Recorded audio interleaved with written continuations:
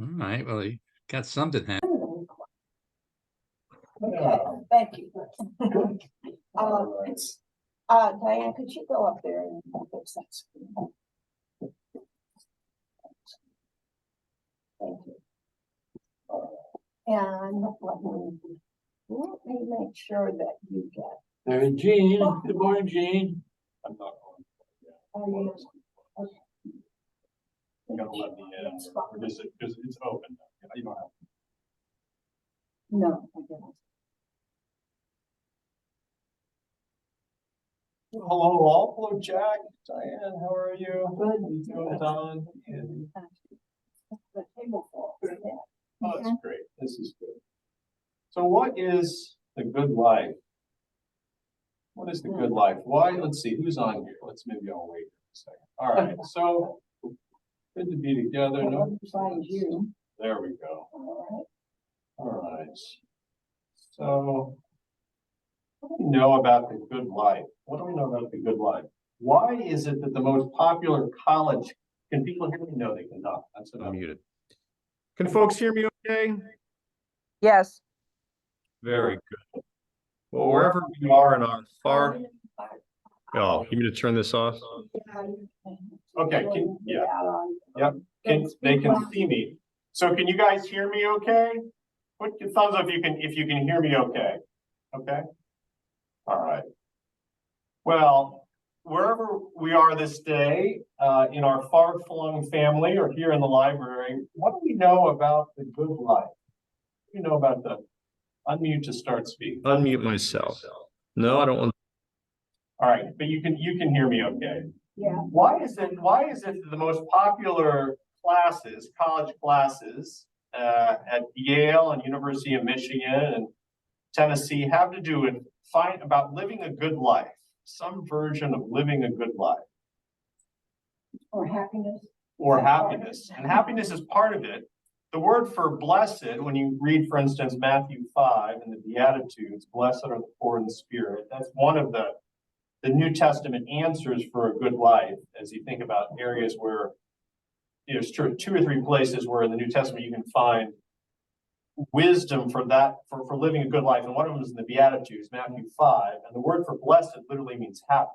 And so, as Carol said, happiness, some of the titles of those college classes also include the word happiness, although it's a different adult ed on the difference between hap, which is a word for chance, and joy, which has more to do with certainty in the New Testament.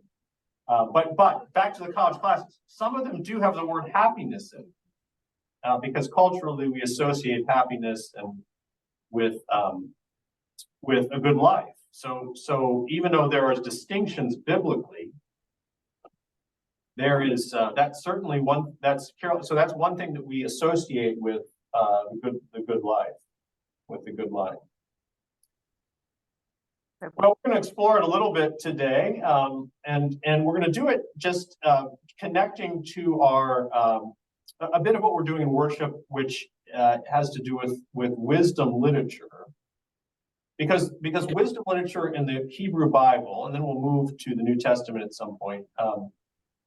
Wisdom in the Hebrew Bible differs when it comes to whether or not one can live a good life.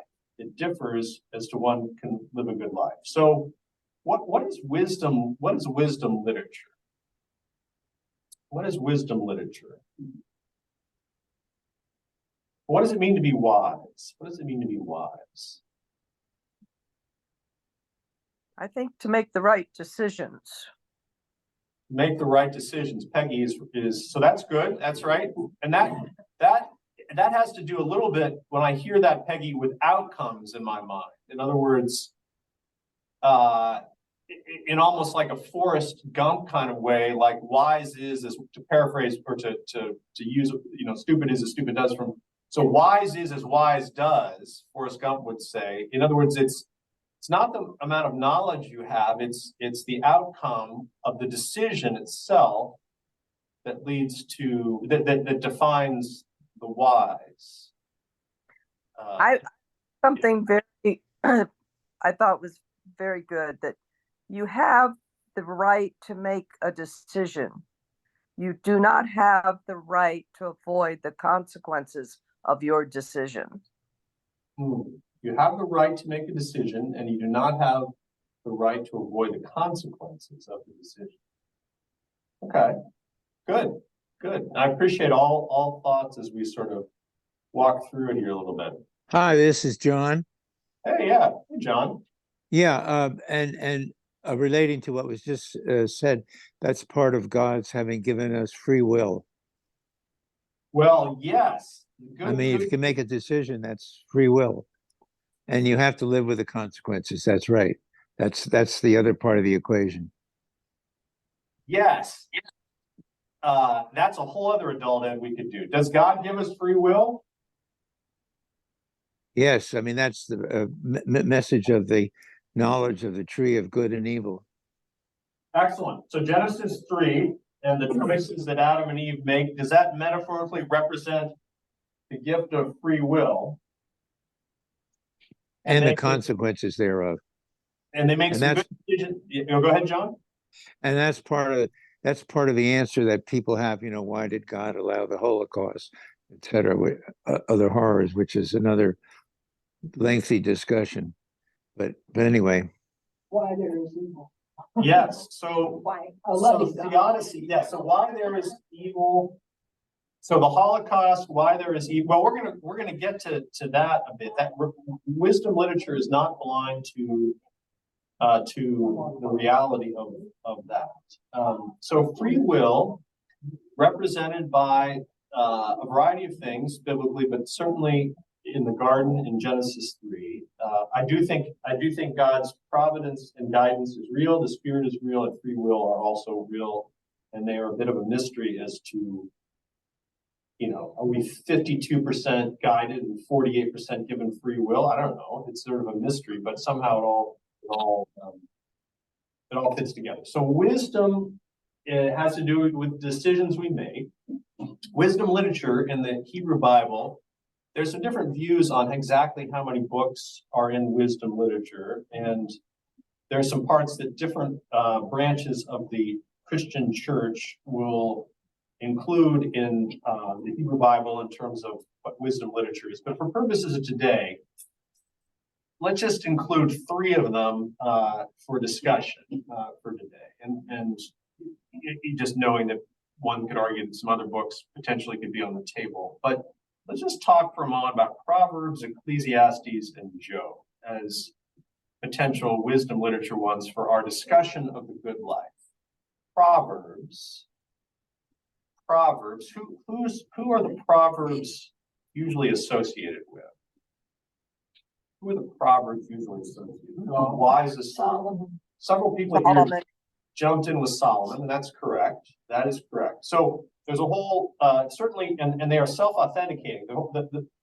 Proverbs 1 begins with the words of Solomon. So David's son builds a great builder and king of Israel, associated with Solomon. And then when you get to, there's several parts to Proverbs. There's an introduction. There's a bunch of royal proverbs, so to speak, in the middle, and then it gets to words of the wise, and then there's the virtuous woman at the end. There's different parts to the book of Proverbs. A lot of people think they are all from Solomon, or at least the central part of it. And there's some other people that say, well, they're more likely written around the exile by some sort of scribe, associating them with Solomon, and nobody knows generally for certain.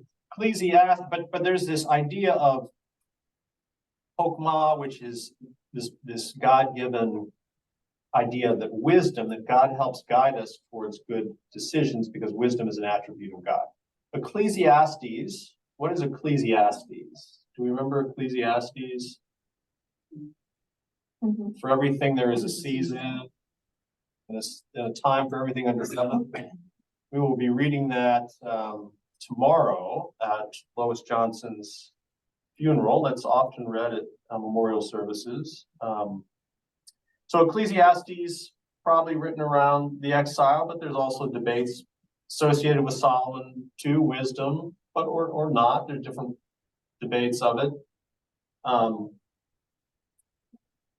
And this idea of hevel, or meaninglessness, or vapor, or wind, I don't know, it's a flexible word, but it has a couple different associations that maybe this good life stuff is a little bit hard to chase and wrestle to the ground. We'll talk about that in a minute. And then the book of Job, and that debate when that's written too, but probably roughly later than Solomon, or exile time roughly, and we'll sort of see where that leads us. But all three of them are wisdom, potentially wisdom books, all potentially wisdom books, and they differ a little bit on this idea of whether a good life can be had. All right, so let's open our Bibles and just look a little bit at some of these books. And we've got some Bibles in here in the room. Others can. I'm just going to start here. Or somebody read from beginning of Proverbs. Somebody read Proverbs 1:1-7. You can Google this at home, or read Proverbs 1:1-7. I can read that. Yeah, go ahead.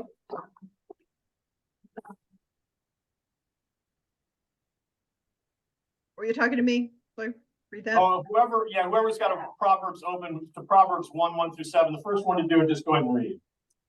The Proverbs of Solomon, son of David, king of Israel, for learning about wisdom and instruction, for understanding words of insight, for gaining instruction in wise dealing, righteousness, justice, and equity, to teach shrewdness to the simple, knowledge and prudence to the young. Let the wise also hear and gain in learning, and the discerning acquire a skill. To understand a proverb and a figure, the words of the wise and their riddles. The fear of the Lord is the beginning of knowledge. Fools despise wisdom and instruction. Very good.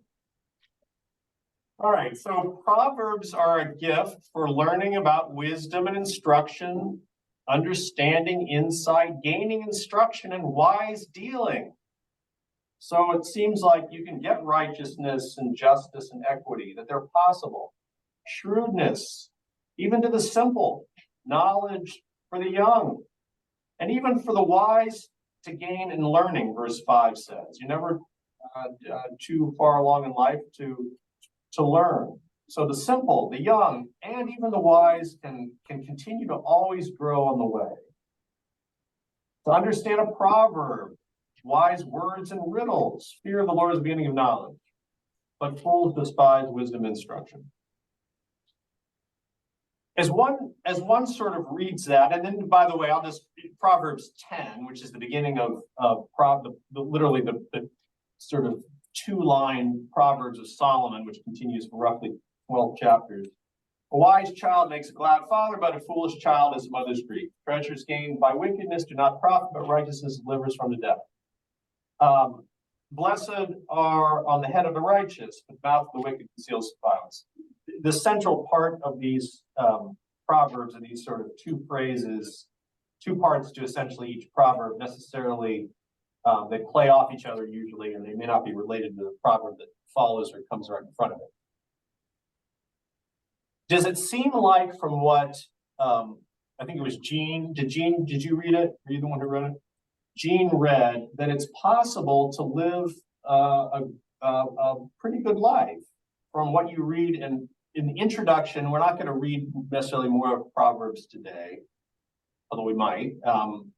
But does it seem like it's possible to live a positive life as you think about wisdom that comes in the book of Proverbs? For learning, for wisdom and instruction, for insight and wise dealing, righteousness, justice and equity, shrewdness, for the simple, for the wise, for the young. But there is a reward, such as Job found. You do what God would like you to do, and you get rewarded for that. We just too, let the righteous go hungry. Yeah, let's. So, are you saying, Jack, that as you read Proverbs that we're optimistic about the ability to live, that life can be good, and there can be some sort of good life. But if. But if, there are a lot of strings attached that keep going on, you know, don't believe the lies, I mean, it keeps going and going, so there are strings attached. Yeah. Sorry, what? So, Yeah, I think in this introductory part, I think it's optimistic, and I think it is saying that wisdom is available to everyone if you make an effort. yeah, I think that's well said. That it is possible to live a good life is Proverbs message. And it is available to everyone, the simple, the young, even the wise, the shrewd, but it's not guaranteed. And so that part is the caveat, the strings attached, the other, the playing off of the wise versus the foolish. That again, Proverbs are not promises. If you follow the prescription of Solomon, it's not 100% that life's going to be perfect, but that a good life is possible in the world, and that you increase your odds, your chances of living that life if you follow the wisdom of Solomon.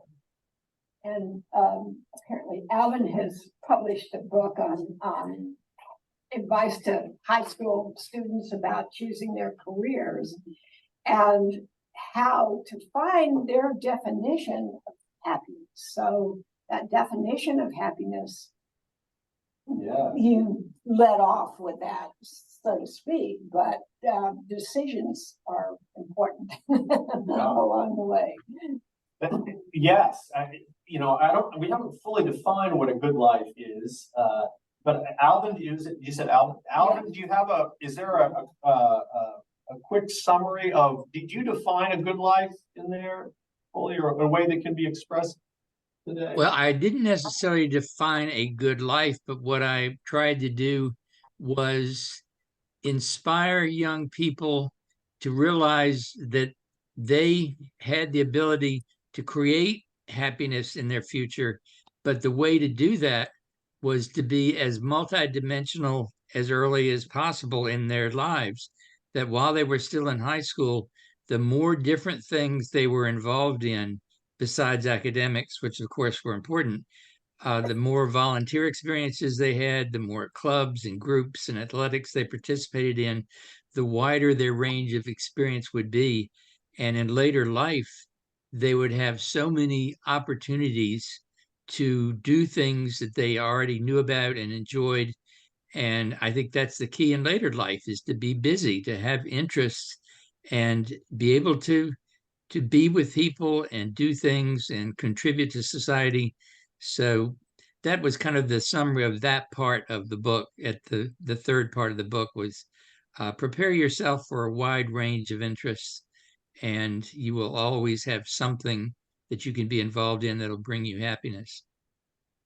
Yes, Alvin, I've got that book, and I appreciate that summary. Frankly, I appreciate it even more with 4 kids, 12 and 17.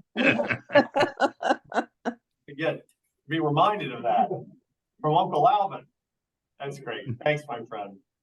Let's turn to Ecclesiastes for a moment here, as part of wisdom literature, and on this question of a good life. And we'll just see if Ecclesiastes, and we're going to do the same thing with Job. Let's get the beginning of Ecclesiastes. Ecclesiastes comes right after Proverbs. So when you go over to Proverbs 31, let's then go to Ecclesiastes and see where that leaves us. So which chapter? But it's the first one. We can pick any of them, but let's just read the first. Well, somebody read the first. So read different voices. Somebody read 1 through 8, and then we'll read 8 through 18, and then we'll read a little bit of 2. And just sort of see if the voice of Ecclesiastes is any different in terms of this question of his life, about the possibility of living a good life. And anyone want to read 1 through 9? Let's read 1 through 9. Ecclesiastes 1, first chapter, 1 through 9. Go ahead. Reflections of a Royal Philosopher, chapter 1, verse 1. The words of the teacher, the son of David, king in Jerusalem.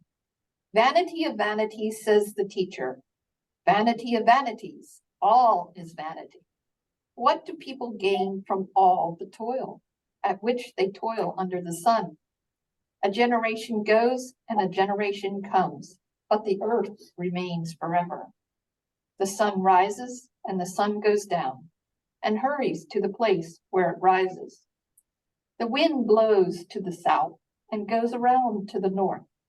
Round and round goes the wind, and on its circuits the wind returns. All streams run to the sea, but the sea is not full. To the place where the streams flow, there they continue to flow. All things are wearisome, more than one can express. The eye is not satisfied with seeing, or the ear filled with hearing. What has been is what will be, and what has been done is what will be done. There is nothing new under the sun. All right. Well, so far, what do people gain from all the toil? Generation comes and a generation goes. Well, a different tone from someone who is attributed as, it could be a son of David. There's a whole discussion about what does it mean to be a son of David, or is this from Solomon also, the literal son of David? Diane, thanks for reading there. Someone want to read 10 through 18? Yeah, Don will. Okay, great, Don, thanks. Is there a thing of which it is said, see, this is new? It has been already in the ages before us. There's no remembrance of former things, nor will there be any remembrance of later things yet to come, yet to happen among those who come after. I, the preacher, have been king over Israel and Jerusalem, and I applied my mind to seek and to search out by wisdom all that is done under the heaven. It is an unhappy business that God has given to the sons of men to be busy with. I have seen everything that is done under the sun, and behold, all is vanity and a striving after it. What is crooked cannot be made straight, what is lacking cannot be numbered. I said to myself, I have acquired great wisdom, surpassing all the world of Jerusalem before me. And my mind has great experience of wisdom and knowledge. And I applied my mind to know wisdom and to know madness and folly. I perceived that this also is but a striving after wind. For in much wisdom is much vexation, and he who increases knowledge increases sorrow. Realistic. You've been a king, I guess. Then. Oh, yeah. Come to this. And then, yes. And then I'll just read from chapter 2, 12 through 17. Ecclesiastes 2. Again, this is sort of the introduction for all that sort of comes. And, Ecclesiastes, let me just read 12 through 17, then I'll make a comment. So I turn to consider wisdom and madness and folly, for what can the one who comes after the king? Only what has been already done. Then I saw that wisdom excels folly as light excels darkness. The wise have eyes in their head, but the fools walk in darkness. Yet I perceived that the same fate befalls them all.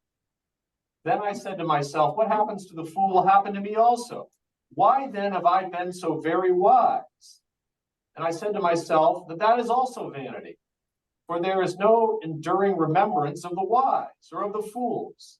Seeing then in the days to come all will have been long forgotten. How can the wise die just like the fools? So I hated life, because what is done under the sun was grievous to me, for all is vanity and chasing after the wind. Well, now there's more to the book of Ecclesiastes, and just to hear me out, there's a little bit of hope that with God, there's some more optimism we could find in Ecclesiastes. But just at the outset, how does Ecclesiastes differ in terms of the good life or wisdom from Proverbs? Is it- Well- The wise or the race to the swift. So the outcome is certainly not necessarily what you expect. Yeah, Jack, so the rate, it's like, now that is sort of a proverb right there, no, but the idea of the race to the swift, like, that phrase is in our culture, right? Say it again, what has it? Race does not go to the swift nor bread to the wise. Yes, race does not go to the swift nor the bread to the wise. Yeah, right, whatever it is, right, right, that's an Aesop's fable or whatever, which is kind of a proverb. So Ecclesiastes is not the same, it's wisdom literature, but what it has a commentary on trying to live the good life. Yes. Yeah, Carol, just give me a second. Let me just process that. I want to keep it in order. Just a second. Okay. So, the writer of Ecclesiastes view obviously is been called the cynic. This person has experienced the realities of life, and Proverbs is not a guarantee, it's not a promise, but it increases your chances of living a good life. And here the person sort of, at the end of the day, he's kind of saying, I'm still going to die. So sort of what's the point? I can work hard, but that's sort of chasing after wind. I can try to live a wise life, but that doesn't guarantee that I'm going to live any longer. I'm still going to, essentially, he's still going to die at the end of the time. The same fate befalls us all, the wise and the fool. Michael has a comment. Yeah, Michael. I was just going to say, Harold Kushner, who of course wrote the book that everybody knows about, which is Why Do Bad Things Happen to Good People, also wrote a book about Ecclesiastes, and the title of that book is When Everything You've Ever Wanted Isn't Enough. And I think that's the best summary of where that book is going. Diane is a comment too. I love Kushner and I love that book, as well as when bad things happen to good people. So Kushner is a rabbi. They have a different concept of the afterlife in Judaism, not to spend the whole time on that, but at some level, if part of the challenge is you're going to die, the hope of Christianity is not irrelevant to this problem that the writer of Ecclesiastes is struggling with. Diane? Well, this is a more modern quote that touches on the same thing with T.S. Eliot, a poem called Choruses from the Rock. And the rock is Jesus Christ. But one of my favorite lines from that poem is where is the life we have lost in living? Where is the wisdom we have lost in knowledge? Where is the knowledge we have lost in information? The cycles of heaven in 20 centuries bring us farther from God and nearer to the dust. And again, it touches on this idea of, are we just dust, or where are we? Are we closer to God, or are we closer to dust? So in that sense, I think it's kind of a counterpoint to Ecclesiastes. Nice. Just my opinion. Yeah. Nice. Are we feeling good enough to read Job? I don't know. We feel like we got to throw the ballot for Ecclesiastes. A lot of it is explaining just some of just the madness and the frustration of the human condition. I mean, just look at the state of our government. Yes. In the world. You know, but I mean, just closer to home here in DC, you know, like. And we can't react to the world because we're in total, state. Yeah, so I just think that this does a good job of being very fun. Yeah. Thanks, Louise. Yeah. There's nothing new under the sun. There's nothing new under the sun. Which is also a phrase that we know, right? Yeah. I think the bottom line is you have to be able to live with yourself. And I think if you can do that, then you've got a happy life. Nice. No, there's wisdom there for sure. Until you really mess up. Which happens. I guess when we look at Job, we'll see he had it all and then he lost it all But he got rewarded. and then he got it all back. Thank goodness. Let's start reading some of Job. Now, where is Job in the Bible here? Old Testament, Hebrew Bible. If Proverbs is right after the book of Psalms, Job is right before the book of Psalms, at least in some Bibles. All right. And so if you find it, the Psalms sort of are bookended by Job and Proverbs, if I recall right. Yeah. Was a man in the land of Uz. His name was Job. That man was blameless and upright, one who feared God and turned away from evil. There were born to him 7 sons and 3 daughters, and they had all these sheep, and his sons used to go and hold feasts. And when the feast had run their course, Job would sanctify them. One day, the heavenly beings came to present themselves before the Lord, and Satan was there. Have you considered and the Lord said, have you considered my servant Job? There is no one like him, blameless and upright. He fears God and turns away from evil. And Satan answered the Lord, does Job fear God for nothing? Have you put a fence around him? So they put him to the test, and bad things happen. I'm summarizing, obviously, and jumping around here a bit. Bad things happened to Job. And there was a great wind across the desert and struck the 4 corners of the house, and it fell on the young people, and they all died. And Job arose and tore his robe and shaved his head. He was essentially very sad. In all this, Job did not sin or charge God with wrongdoing. And then the Lord and Satan have a discussion in chapter 2, blah, blah, blah. And in verse 9, essentially lots of bad things happened to Job, who was pretty much did everything right. And in verse 9, Job's wife says to him, do you still persist in your integrity? Curse God and die. In chapter 3, after this, Job opened his mouth and cursed the day he was born. Job said, let the day perish in which I was born. This is essentially because he does everything right and still everything gets taken away from him. As Jack Brothers pointed out, the story does not end. It's got 41 or 42 chapters to Job. But after chapter 3, things don't seem too good for Job, right? And so this question of, is it possible to live a good life, introduces in Job a whole concept of suffering, right? So if Proverbs is a young teacher, this is some commentary, it's not an original thought, but it's a good one, I think. If Proverbs is sort of a young teacher who's optimistic about the world, who's got a student, a young person, because Proverbs is written, most of them for a child. It says, literally says, child, obey your parents' wisdom. Optimistic about the future. Ecclesiastes is sort of a middle-aged cynic who's hardened by life and realizes mortality, because eventually in life you start recognizing, oh my gosh, I'm not going to live forever. And so what's the point? Why am I toiling here if I'm eventually the same fate befalls us all, and I'm not going to live forever? And then Job, but the Ecclesiastes person is still, life's pretty good. It's just that he recognizes what's the point. And then you get to Job, and life's not so good.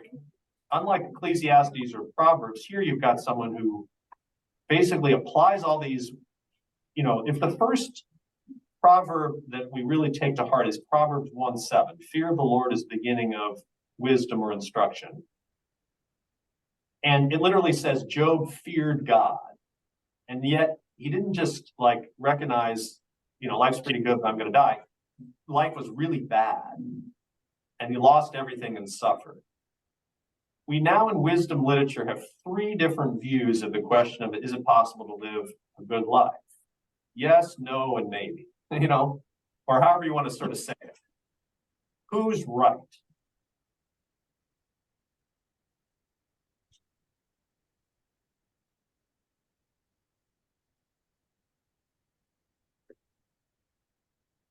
Well, I Well, think we have, I think the answer has to be maybe, because you have decisions that affect whether you're going to live a good life or not. You do have some control over what you do and the decisions you make. So a lot of your mental stability and your happiness is based on a lot on your own decisions. So I would say, yeah, the best answer is maybe. I mean, life is going to happen, and then I think your reaction to it is the determination. I like to return to the subject of reward. Omar Khayyam has said, schools or rewards neither here nor there. Now, Job got his reward here, but the Christians also believe the reward could be there. And so Jack was introducing the Christian hope, and I think that is quite important for all of us gathered on this call to take seriously. As Jack just put it, your reward could be here, but your reward could also be there. Many spirituals that we sing in a variety of traditions, but some of the best African American spirituals sort of make that point, you know.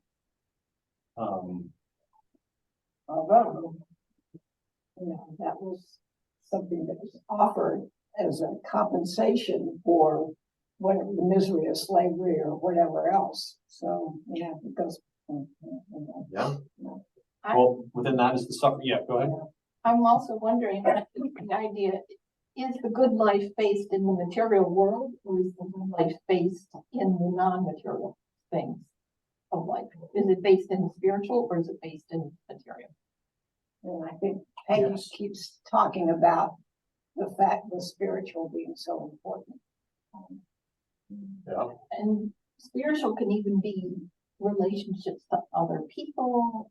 It's the connection piece. It's not just, that's what's happening in the world around us and the earth, and that's the physical and money and things like that. But then the spiritual is what we do for others, in our service, who we are, in ourselves.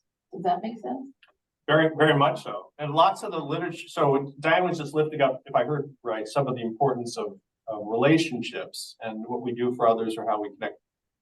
So if just going back to some of these courses, I haven't taken any of them, but just looking at why some of the most popular courses at Michigan or Yale or other places have to do with living a good life, Claremont McKenna, others, and they sometimes have their title happiness in the course syllabus. Walter Johnson has offered a course on happiness. Is that right? Yeah. Walter Johnson, a high school, one of our local high schools. He did. More recently. That's cool. That's cool. Well, my understanding from some of just reading about them online is that relationships are always one common denominator in all those classes. In other words, the good life, particularly in a world coming out of COVID, where isolation is a challenge for many of us, relationships are one of the factors that has to do with happiness in a good life. Your happiness is rarely devoid of how you interact with others. If there's a lot to be gained from connection, it's one of the reasons why this adult ed is important and why the church is so important. Michael. He's muted. Unmute yourself, Michael. Yeah, no, unmute yourself. Fine. Oh, there I am. Okay, I'm sorry. All I was going to say was, all through Job, there's all these things that these friends of his tell him, and they're all basically stupid. Okay, they don't really work. And God basically says, hey, Job, look, I created the earth, and so come on, just get over it. And but to me, the most important part of that is that those guys came and sat with him for a week. and they were in community, and that is really what got them through this difficult time. And I think that what Diane was saying about community is really important, that is how God designed us to be in community, and that there's an awful lot of meaning to be derived from that. However, the trickiness is that some of those friends were trying their best, but they weren't helpful as far as the advice was concerned. And that's where we need to learn how to do that better. I don't know, I think. Curse God and die. Yeah. But one thing, this is such a great, so just to Michael, so there's a really good sense about the presence of just being present with somebody. And so part of what I took from Michael is really good pastoral advice. So when people come and say, like, every year at least, someone will come and say, I have a friend in my community who, whatever my community is, who's going through something really significant. They've just been diagnosed with something and I don't know how to help them. What do I say? And part of what I just took from Michael that is very true to my own experience, at least, is that, and it's the reason I give the following advice to most people in those situations, is it's less about what you say and more about just being present. Because, so what happens next in Job after this part that we just sort of discussed, as Michael was sort of summarizing, he's got these friends who are attempting to sort of help him, and they screw everything up. Like, they basically are everything they say is unhelpful, bottom line. And so Carol's right that, like, words can matter, and words can do more harm than good, and whatever. Like, it's the wisdom of Ecclesiastes would agree that the three friends, and quote unquote friends in Job, like, their wisdom is like still vanity. It's meaningless. It's hevel. It's sort of we're just chasing after wind. On the other hand, Michael's right that just being present for a week with someone, just being there, so the person's not alone, can matter, right? Can matter. And so at the end of the day, like, the way Job ends is, after, without going through the discussion of the whirlwind with Job and God, is there's basically a confession at the end of Job, where chapter 42 or whatever, he agrees at the end of the day, okay, I get it, God, and he basically makes a confession of trust in God. And there's the God has the last word is something that's good to confess here a little bit. Let's turn to the afterlife part of this little. I mean, just to think about, we're past 10 here a little bit. At some point, I'm gonna need to go put a little bit of mic on. Let me just sort of throw two things out here for a second. One is, what's the role of Jesus in all this? There's literally living a good life, and then there's this whole concept that Diane and others mentioned about the afterlife, or Jack or others. There is, I think,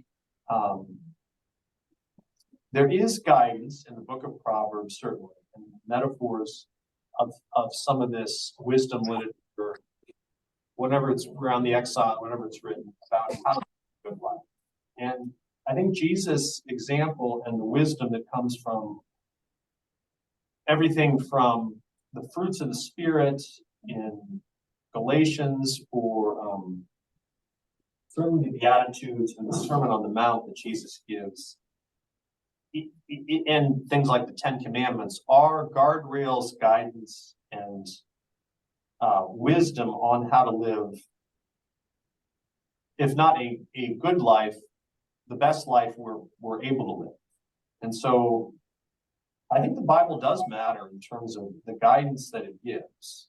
And there's a lot of consistency with the wisdom of the Ten Commandments, of Proverbs, and of the Sermon on the Mount, in terms of things to do, in terms of relationships, treating those less fortunate, integrity, being true to God, and things not to do. There are shall nots in both the Old and New Testament, literally and figuratively. And I think they're more consistent than not. it's to be lived with a fair amount of humility. And all of wisdom literature, whether explicitly or implicitly, points to God.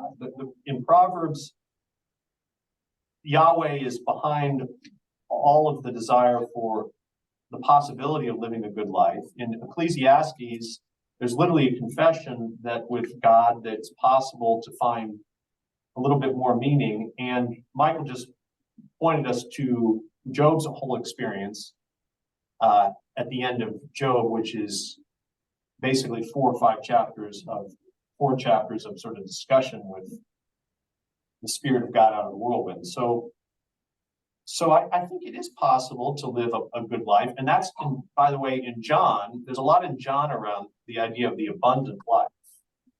And that's as close as we get in John 10, I think, to the phrase a good life is an abundant life. And that abundant life, the word abundance, has a little bit to do with quantity. And I think that points us to this eternity point. It has to do with the quality of life, but also one that doesn't end when some of the writers of Ecclesiastes might think it does. And that's the hope of Jesus, which is essentially the 3 areas that Proverbs points to: wisdom, meaning, and suffering. Jesus all has something to say about all of them. So 1 Corinthians 1:25, I think, defines Jesus as in a couple ways at the end of 1 Corinthians 1, but including as the wisdom of God.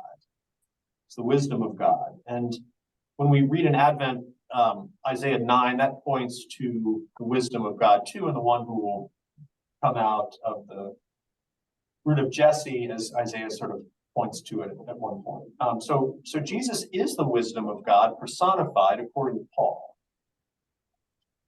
If we think about the role that Jesus has of guide for us about finding purpose in life through following him, we think about this phrase about I'm living my best life now, like that's kind of a phrase, right?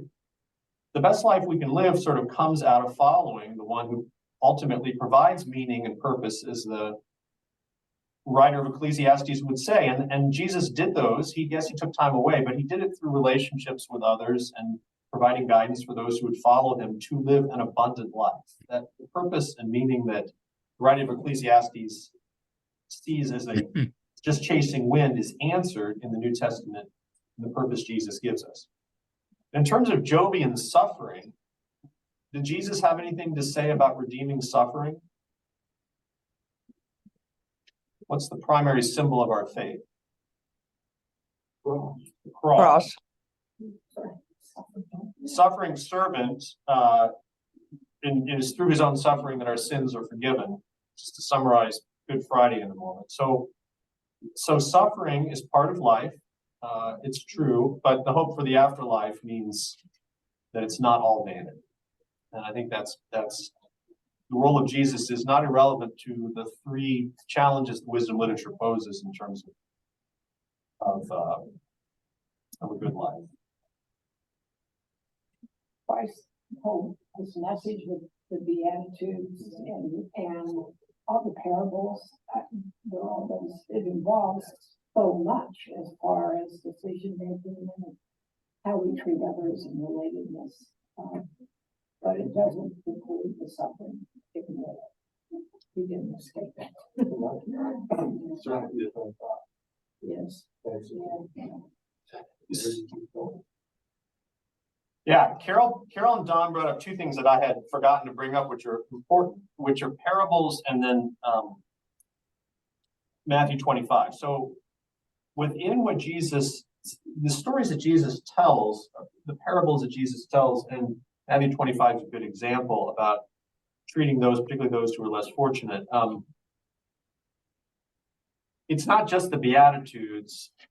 The stories that he tells and that are contained in the Gospels are many of the regular real life examples of or accounts of how he treats people, which do provide guideposts for us in terms of living a good life and how to act. And then Matthew 25, which has some metaphor to it too. But is a very clarion call for our action in the world.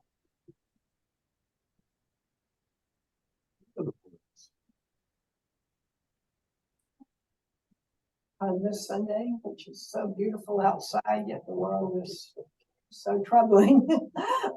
We appreciate the wisdom, and I do think the endurance that of that wisdom is, we know, is really still there. And in that respect, there really is nothing new under the sun. We still have to love each other and love the disinherited and those. We just don't want to think about the people that are suffering right now. But we've got to do it. It's our call, all of us. And when you feel useful, you don't think it's a bad thing. It's You all true. want to be useful, right? Correct. And when we feel we are being useful, that doesn't feel vain. No. No. So why is that? Jack has through out a deep human emotion of feeling useful in a world where Ecclesiastes says life is useless.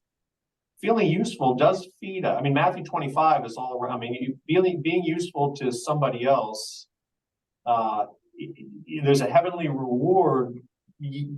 I get, but there's also an earthly reward to feeling useful. Why? What's that about? Is that part why the class at Walter Johnson or whatever on happiness is going to talk about, no doubt, relationships, because we're hardwired to feel joy in being useful.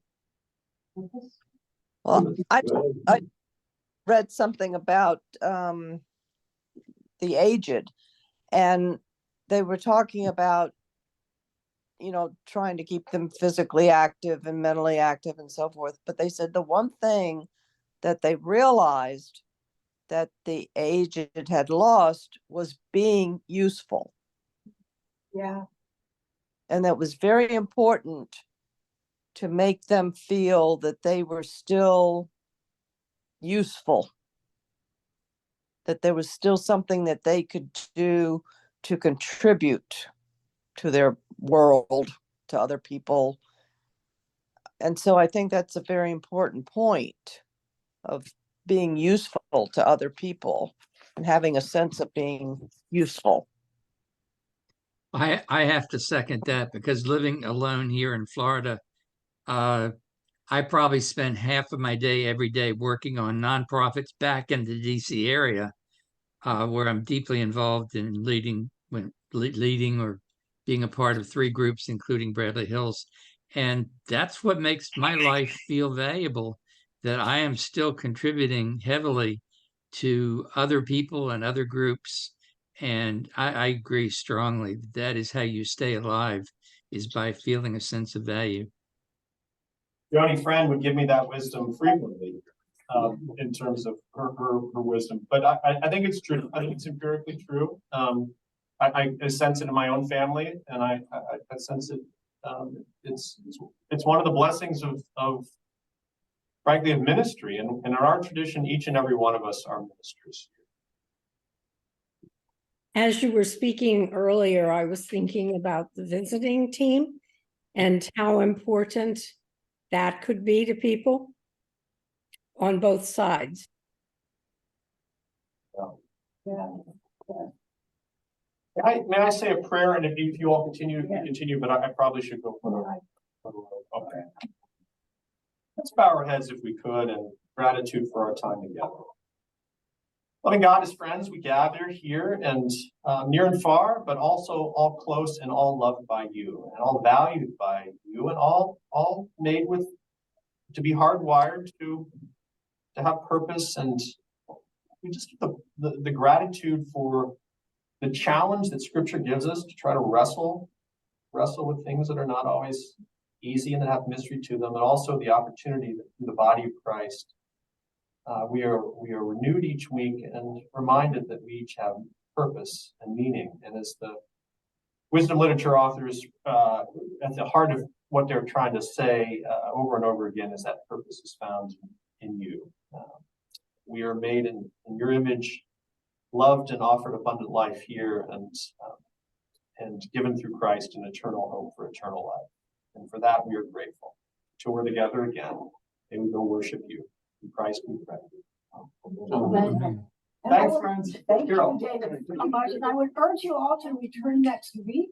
Bob Deans will be with us, leading a very provocative discussion on what truth is in this world that we live in. He'll have a lot to say. Or to make, and you know, we welcome the discussion, the relatedness that you bring to us. It will be a very interesting conversation again. But thank you, David. Thanks. It's great, and thanks for Thanks, Tony. everybody's contributions. Carol, how many people are online, just for our information? We have 11. We had up 13 at one point. About 20 people. Thanks, friends. Thank you. Thanks, All everybody. right. Yes. Appreciate you all. Diane, before you leave, could we talk about